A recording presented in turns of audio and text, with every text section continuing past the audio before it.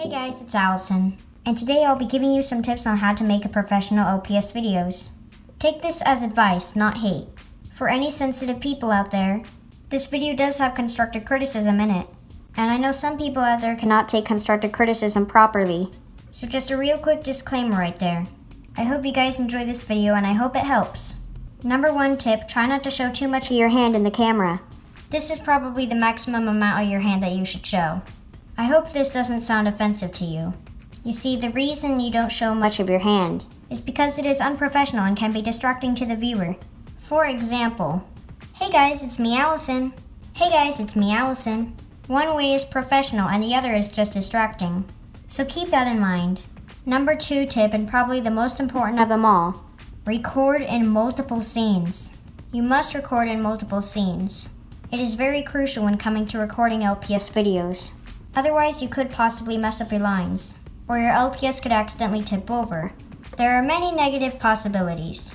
Trust me, it'll be easier for you and way less distracting for the viewer. Here, I will give an example. A conversation with your mother over a report card. Mom, this isn't fair. I'm sorry and it won't happen again. I'm sorry, sweetheart, but you're grounded for 2 weeks. You should work harder in your classes. Now look what happens when you only record in one scene.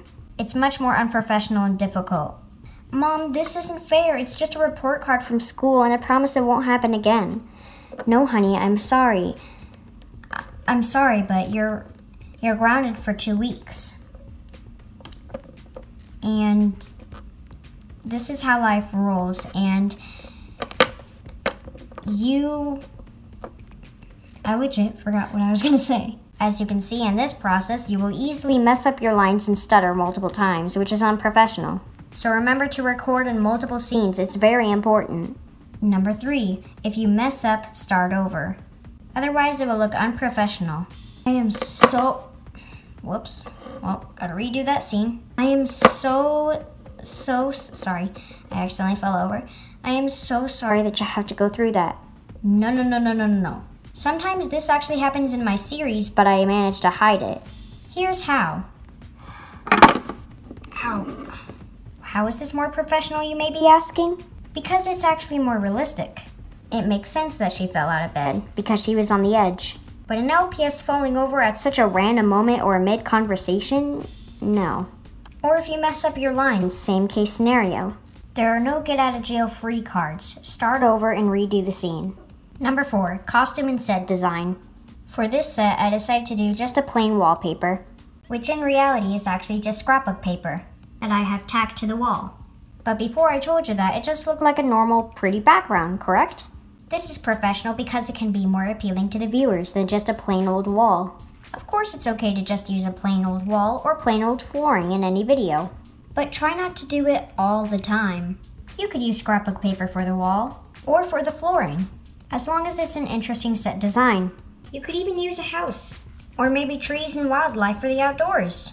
Set design is important and more appealing. Now on to costume design. For this video, my character is just wearing this big poofy blue skirt. Of course your character doesn't have to be wearing any clothing, they're LPS.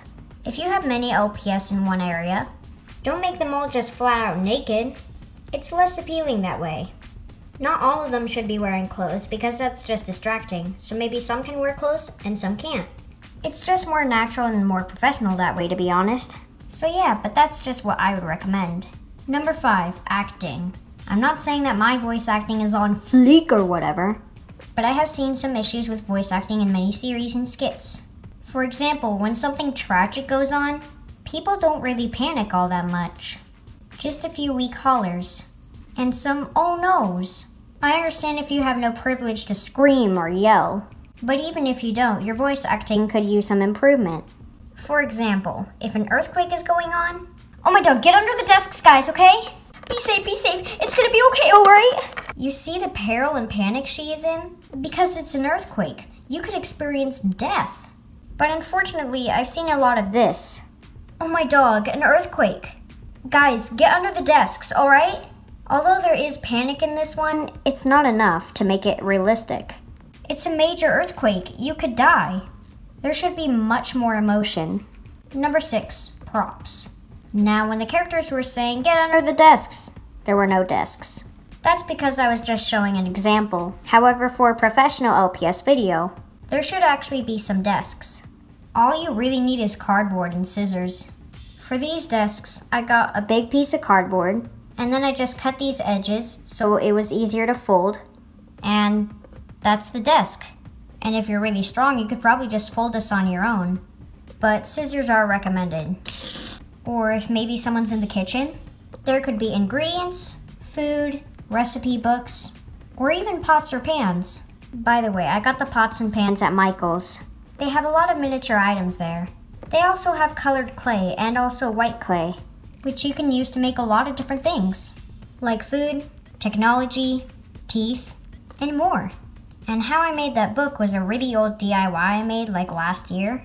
I'll leave a link in the description below unless I deleted the video or something. Anyways, yes, props are important. Number 7, lighting. Lighting is very important for LPS videos. Right now I actually have a neon effect on. This is real life. Wow, it looks so gray and dull now, huh? Anyway, even without the neon effect, you can see that the lighting is definitely appropriate. You may purchase professional stage lights if you'd like, but what I use for lighting is much cheaper.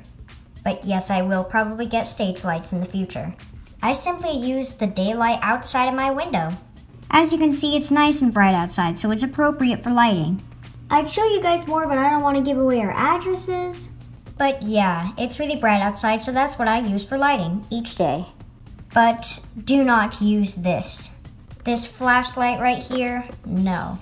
The flashlight is too noticeable, unprofessional, and unrealistic. It would look professional for a night scene though. For example, if a character is reading a book on their bed during the night with a light on. The light during the night can be the flashlight. But other than that, you should not use this. It's simply not professional. Well, those are all the tips I have for now. I will also be making some tips for series, so stay tuned for that. Anyways, I'll see you guys later. Bye-bye.